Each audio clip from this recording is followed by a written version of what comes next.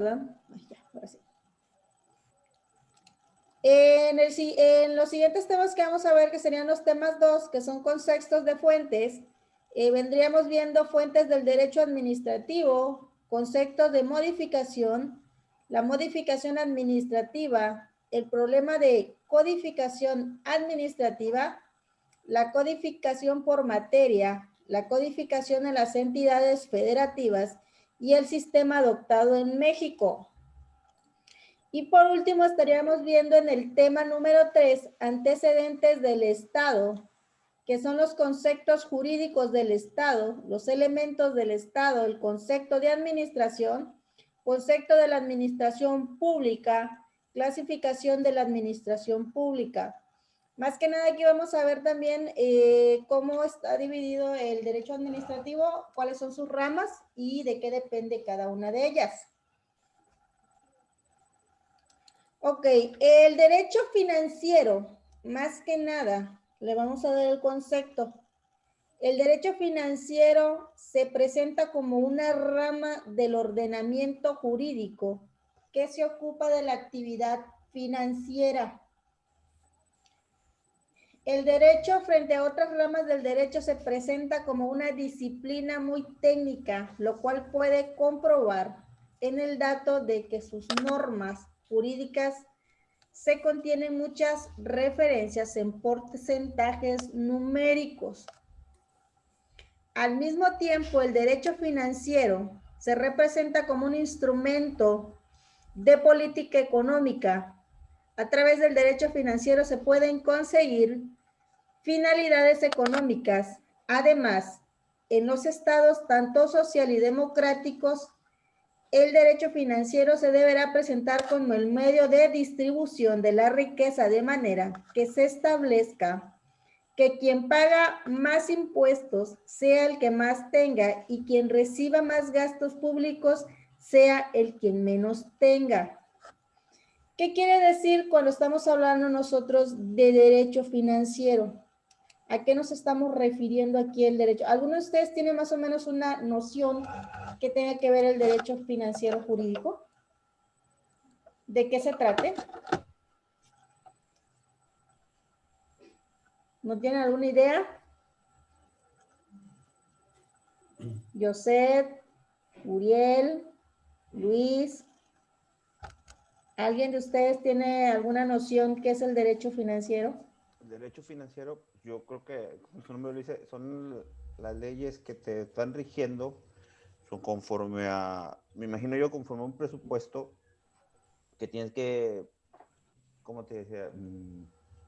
Así que seguir al pie la letra, o como te marca ¿La ley? La ley, para hacerlo cumplir como se debe, ¿no? Eso es lo que entiendo yo. A lo que entiendes. Ok, más o menos vamos por ahí. En el derecho financiero vienen entrando todos los que son las declaraciones fiscales, todo eso viene, eso va de la mano con el derecho financiero. Más adelantito vamos a ver un poquito. Es la rama del derecho público que tiene por objeto el sector de orientamiento jurídico que regula la construcción y gestos de la hacienda pública. Exactamente, eso es lo que es el derecho financiero. Ahora les voy a presentar unas diapositivas y lo vamos a seguir viendo. Mientras les voy a seguir enseñando lo que son algunos conceptos con los cuales van.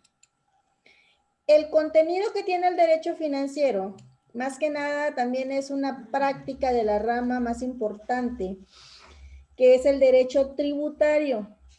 Es el que regula las atribuciones y en principio se distinguen en 3 tipos de tributos. ¿Cuáles son esos 3 tipos? Son contribuciones especiales, las tasas y lo primordial que a nosotros como contribuyentes nos corresponde. ¿Cuáles son? Impuesto predial. Aparte de eso, pero ¿cómo se le llamaría también? ¿Cómo le llamaríamos nosotros? Impuestos. ¿Qué nos ponen cada año? ¿No los impuestos? Nosotros pagamos impuestos también.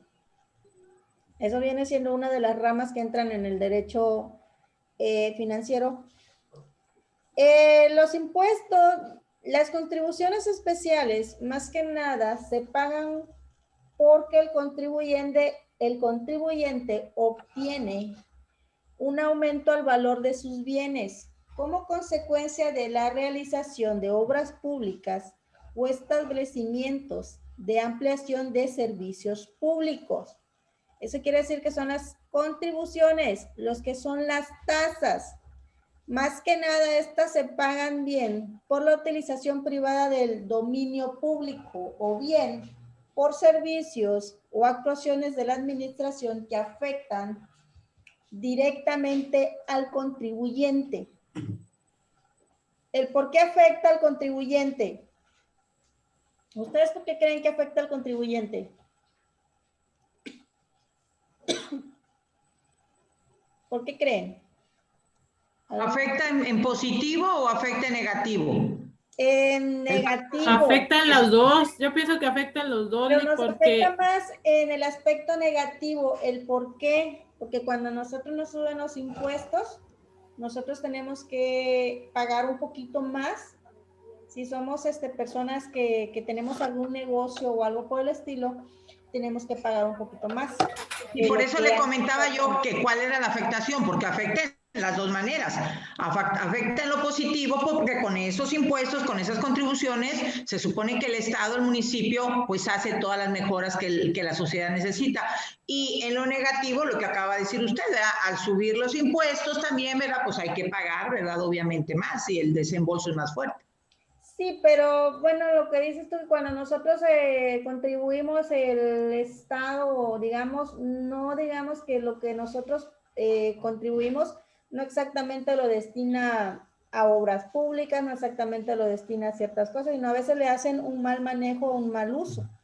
En eso también tenemos... Es que por ley ese es el trasfondo, el hacer el uso para el bien de la sociedad. Ya si los manejos no son los correctos, pues eso es diferente, pero la ley implica que para eso son los impuestos. Para eso pues sí, pero también deberías también ser igual para todos, ¿verdad? Exacto. Y a veces los impuestos no son iguales para todas las personas, ¿verdad? A veces la gente más poderosa es la que menos paga los impuestos. La que menos paga es como estaba yo mencionando hace ratito, es la que menos paga.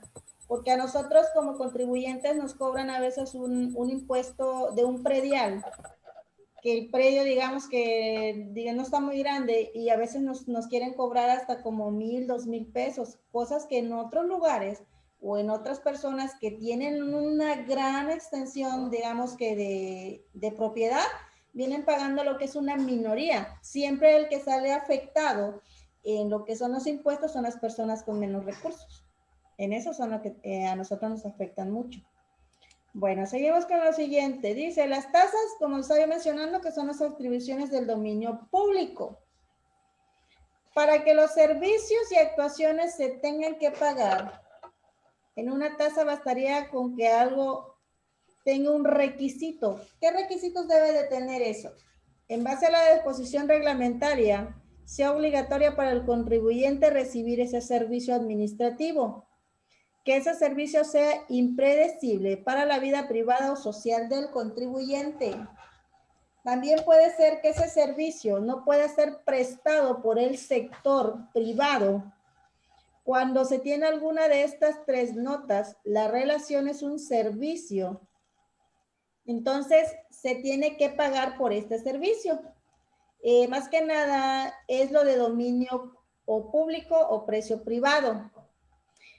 También existe lo que es el tributo para regularizarse necesariamente por ley. Debe de tener dentro de las categorías tributarias, también existen las exenciones para fiscales.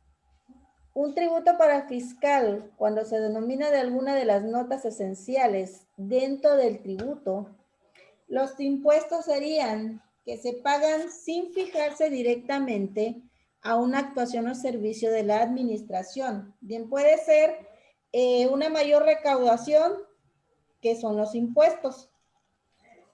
Bueno, muchachos, vamos a verlo aquí. ¿Dónde está el derecho financiero correspondiente? Les voy a presentar unas diapositivas. Cuando se mire me van a decir... Sí se está grabando, muchachos, porque a veces hace rato me pasan una clase. Y no Sí. se grababa. ¿Sí se está grabando? ¿Sí pueden verlo ahí? Sí. Sí. A ver, ¿quién me puede ayudar? Vamos a ver a María. María le gusta hablar mucho.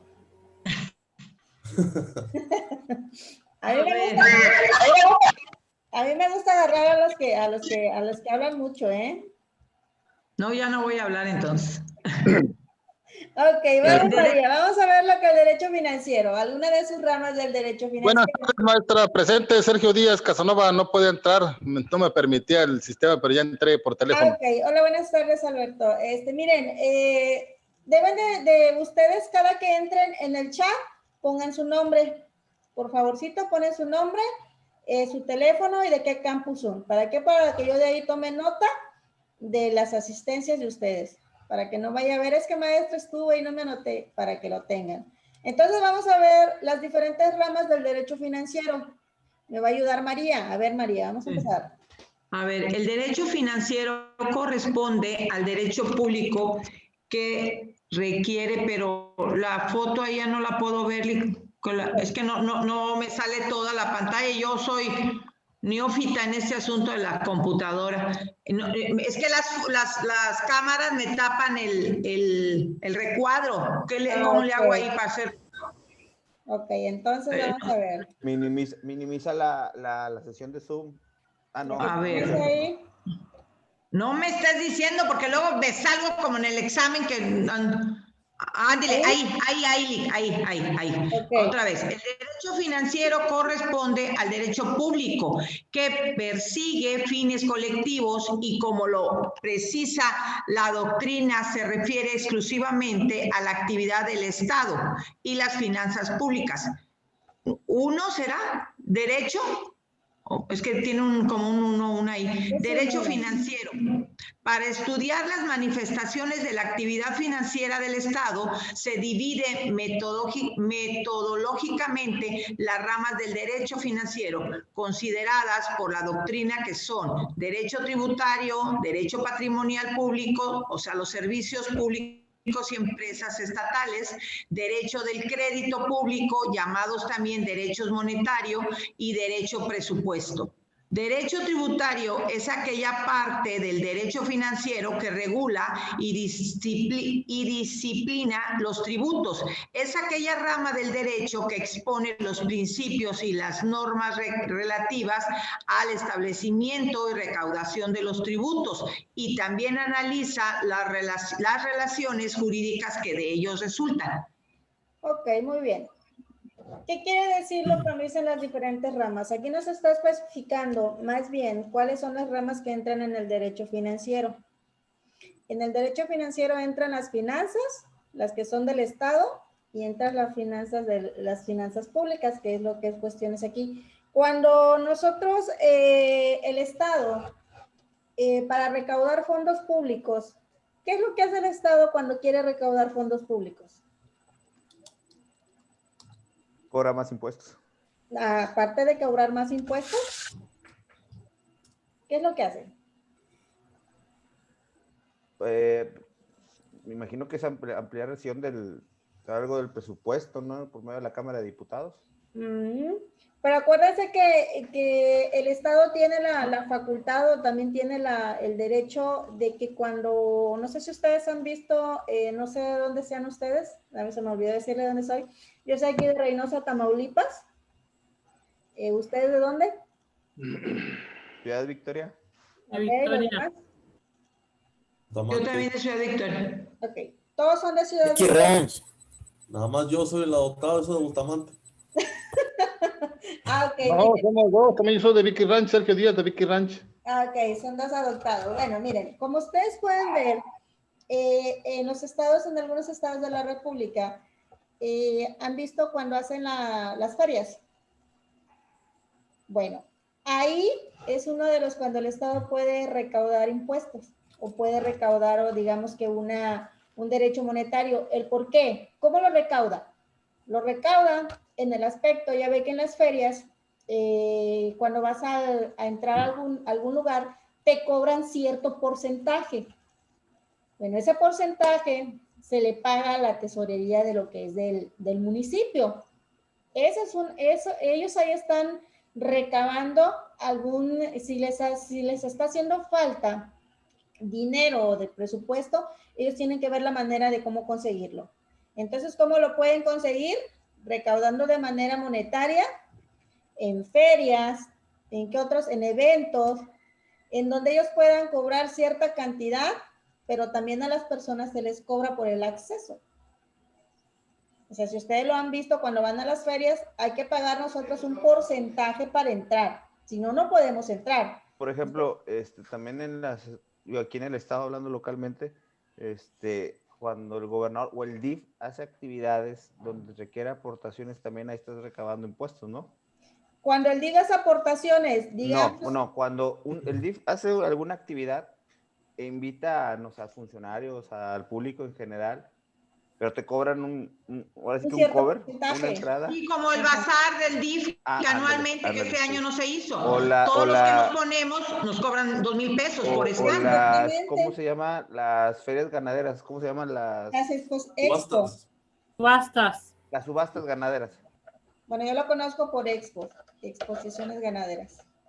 Bueno, ahí también todo eso, ahí es donde entran cuando el Estado quiere recaudar dinero, aparte de lo que hace estar cobrando a veces diariamente a los puestos ambulantes. Si ustedes checan, en los puestos ambulantes les cobran cierta cuota, les cobran a veces hasta 70, 80, 90 pesos, dependiendo del lugar y el sitio. Y ahí ellos están recaudando dinero, o sea, público más que nada. ¿Para qué?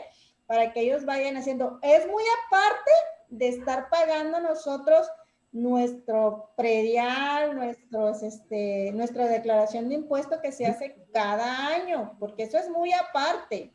Todo eso tiene que ser muy aparte. Eso lo vamos a ir viendo más al ratito. El derecho financiero patrimonial o derecho financiero público. El objetivo propio del derecho patrimonial público es el recurso, o sea, la estructura y la gestión del patrimonio público dirigidas a la obtención de ingreso. En base a ello, el derecho patrimonial público se configura en torno a 3 núcleos temáticos. ¿Cuáles son esos 3 núcleos temáticos? Son los siguientes. La gestión de los bienes de la titularidad pública, gestión de empresas de titularidad pública y partición de los entes públicos o empresas de titularidad privada. Dentro del ámbito de la titularidad privada se incluyen 2 grandes categorías de bienes. ¿Cuáles son esos? Los llamados bienes demenciales o del dominio público y los llamados bienes patrimoniales. Junto a ellos existen regímenes específicos de propiedad pública, como son la propiedad pública, la propiedad minera, el patrimonio forestal y el patrimonio nacional. Todo esto tiene que entrar en lo que es el dominio público o derecho patrimonial. Estas presentaciones también se las voy a subir en clase porque necesito que me las vayan leyendo, me las vayan estudiando, porque cuando les venga el examen va a venir de esto. ¿Ok? Vamos a seguir con lo siguiente. El derecho de créditos públicos o deuda pública. El endeudamiento público ofrece a nuestro juicio las 3 siguientes peculiaridades. Los empréstitos públicos, es decir, las operaciones financieras en las que el Estado o cualquier otro ente territorial recibe dinero o préstamo a las condiciones y con los límites fijados a la ley. Las operaciones similares de préstamos o de apertura de crédito. Los anticipos y los créditos que el banco emisor puede acceder al tesorero público. ¿Ustedes como cuáles serían o cuáles pensarían que tengan ustedes? ¿Cuáles son los de dominio público? Algunos tienen una más o menos alguna ¿Alguna noción cuáles son los de dominio público? ¿Cuál sería de dominio público? ¿No serán las instituciones de crédito? Instituciones de crédito, puede entrar. ¿Cuál otra podría ser de dominio público? A ver, nos menciona mucho los llamados bienes patrimoniales.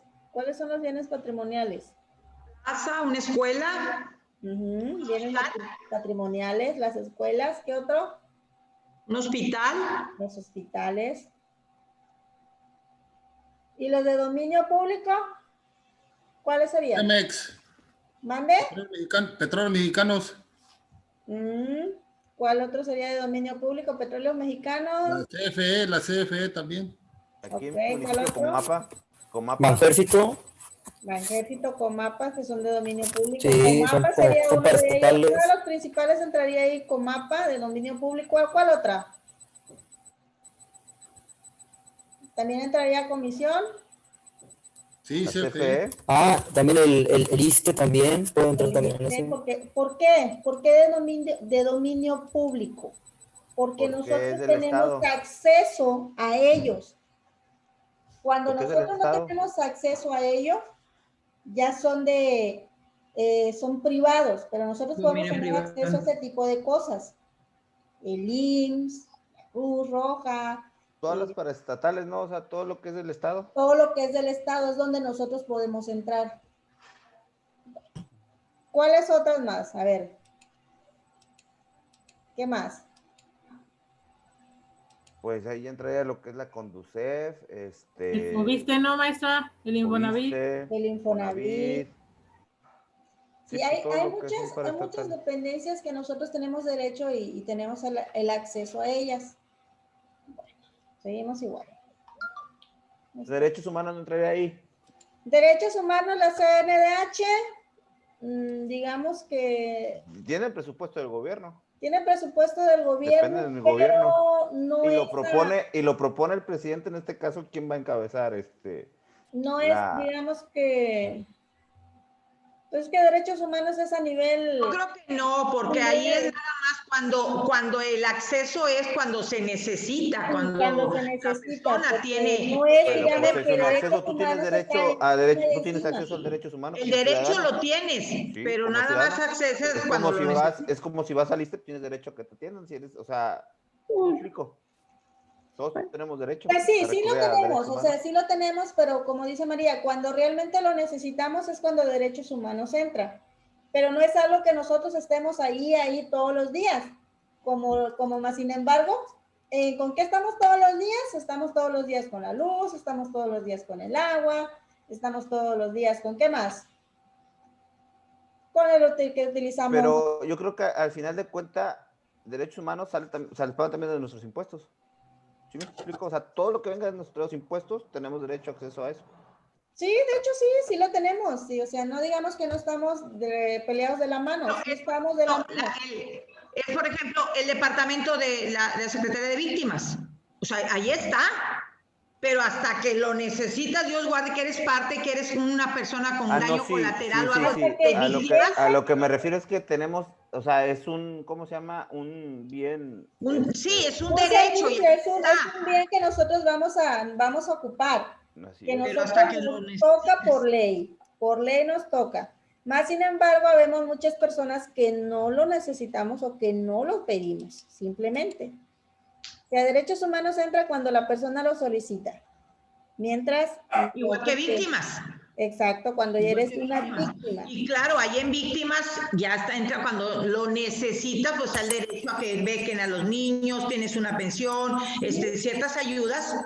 Y también defiende también a las personas que cometen los delitos. Exactamente. También cuando te están acusando injustamente de algo es cuando entra de derechos humanos. O sea, cuando es algo que no va relevante a lo que tú eres, es que entra de derechos humanos. Ok, muchachos. Muy bien, me gusta que se agarren así. Está bien. El derecho, es que está bien. ¿Y saben el por qué? ¿Por qué está bien? Porque se dialoga.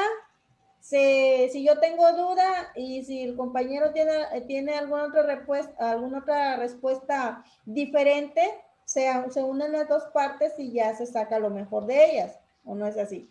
Licenciada, si ya nos hubiéramos agarrado, ya nos hubieran becado todos los maestros, siempre nos agarramos todos en las clases, bien padre, pero nadie nos ve, nadie nos condona los exámenes, todos tenemos que presentar, pero todos nos damos los agarrones y digo, en el buen sentido, en el buen sentido. Es que así debe de ser, o sea, o así deben ustedes de trabajar más que nada porque, como les digo, son un equipo, ustedes son un equipo, son estudiantes, están empezando y bueno, digamos que vamos en el 5º semestre, pero es bueno saber un poquito de cada quien, o sea, un poquito, tú pones una opinión, yo pongo otra opinión y es válido, ¿ok?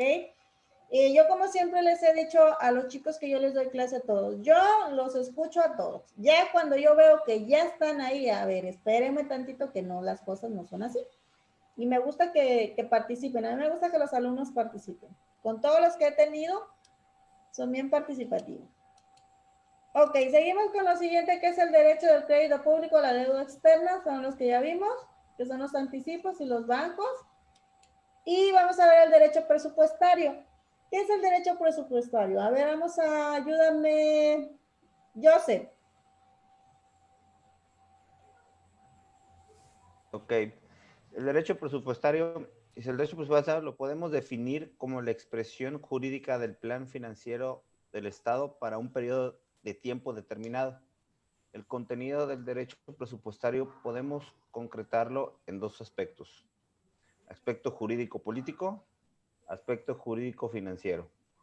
El aspecto jurídico-político hace referencia al conjunto de normas dirigidas a regular las relaciones entre dos poderes del Estado, poder legislativo y ejecutivo, que son protagonistas del ciclo presupuestario.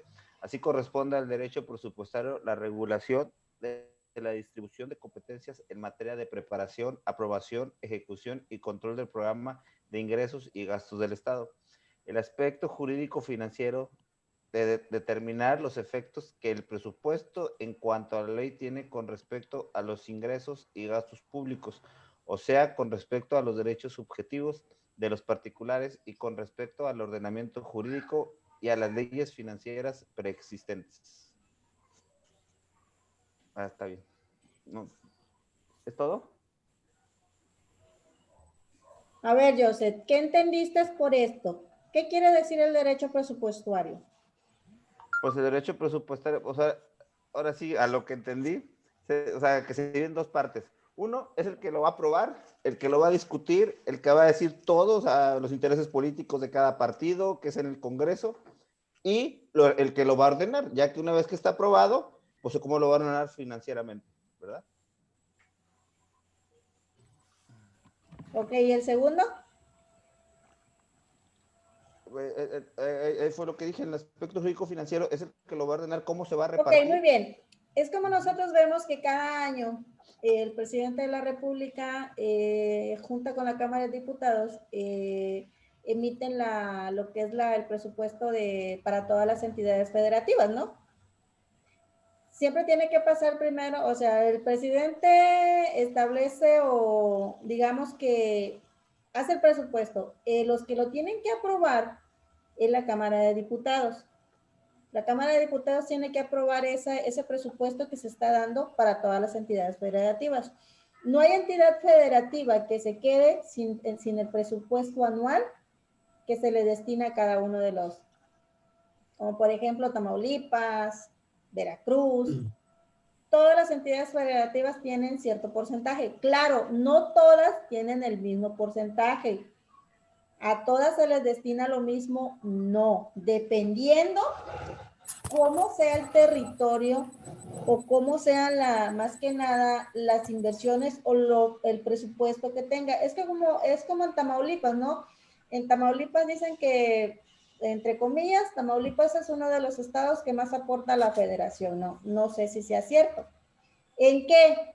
Porque aquí están las empresas maquiladoras, aquí están las empresas, ¿qué otro está? La fuente, el ingreso fuerte que tiene Tamaulipas. Las fronteras. ¿Mande? Las fronteras y los puertos también. Las fronteras, tenemos también las garitas. Es lo que es donde tiene Tamaulipas sus entradas fuertes. Por eso. Pero a veces la federación no es no es muy congruente, ¿no? Porque pues a veces le da un poquito ahorita en estos momentos más al sur que al norte, ¿verdad? Y eso que Tamaulipas da buenas participaciones a la federación. Exacto, dice que da buenas participaciones a la federación, pero más sin embargo el presupuesto que le destinan no es el adecuado. Digamos que le recortan cierto o le delimitan cierta cantidad. Regresa nada más 14 centavos, licenciada. De cada peso. Así es. Entonces, pues no es nada. O sea, no es nada para Tamaulipas, no es nada. No son equitativos. No son equitativos. No, para lo que aportan. Exacto, para lo que aporta, es lo que supuestamente dicen entre comillas, no me crean. Bueno, entonces seguimos con lo siguiente. ¿Qué es el derecho presupuestario? Ya lo hicimos.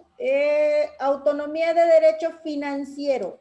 ¿Qué es la autonomía de derecho financiero? Me va a ayudar Melissa Vega. A ver, Melissa. La autonomía del derecho financiero. Dice, corriente administrativa.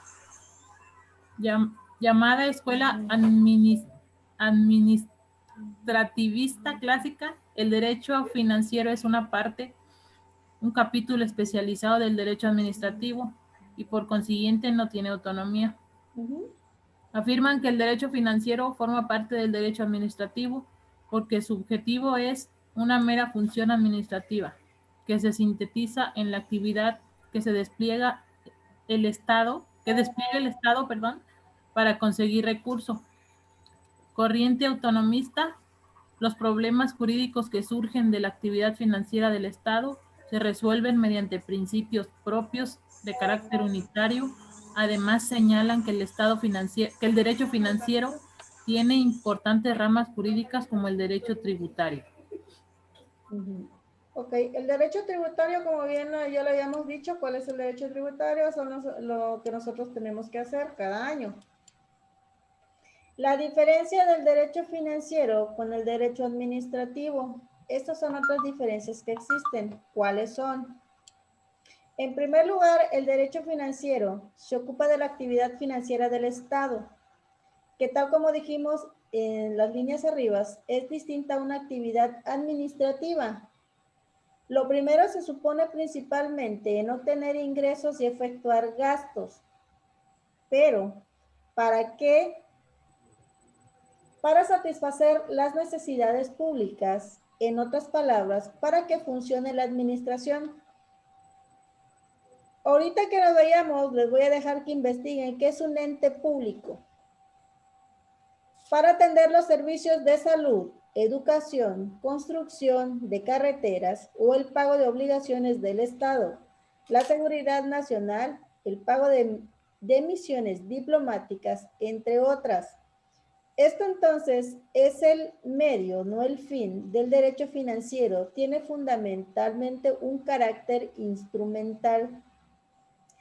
Como ustedes están viendo, el derecho, lo que es el derecho financiero, aparte del derecho administrativo, es muy diferente. Porque lo que es la definición del derecho es del Estado, que tiende a tener la administración de lo que son las instituciones que pueden ser de vía de salud, educación, la construcción y obligaciones de pagos entre carreteras. Ahí entran todos, por eso le decía yo hace ratito, que cuáles eran los de dominio público, pues no, también son las carreteras, son todo lo que es seguridad, educación, construcción y salud, entre otros, porque como lo que mencionamos hace ratito. En segundo lugar, que es el derecho administrativo, se define el derecho administrativo por los medios utilizados de bienes de intercambio de dinero. Finalmente, un tercer elemento que diferencia la actividad financiera de la administrativa, con el fin que la primera persigue procurar recursos al Estado y emplearlos eficientemente. Lo dicho no debe ni puede llevarnos a pensar en un total de separación. El derecho administrativo y el derecho financiero tienen una relación muy estrecha y el derecho es una unidad dentro de la cual podemos hablar de independencia absoluta. ¿Qué quiere decir? Que tanto derecho administrativo como derecho financiero van de la mano, los dos. ¿Por qué no podemos nosotros separar ninguno de ellos? ¿Por qué? Por lo mismo de que van Tanto uno tiene la obligación como de obtener recursos del Estado, tanto al otro le entregan recursos para el Estado. Bueno, chicos, se nos va a acabar la hora, los 40 minutos. Vamos a regresar a las 2:55. 2:55, en el mismo link vamos a entrar. Yo entro y ustedes pueden, yo entro primero y después entran ustedes. A las 2:55 entramos y vamos a seguir viendo. Lo que sí les dejo es que busquen qué es un ente público, ¿ok?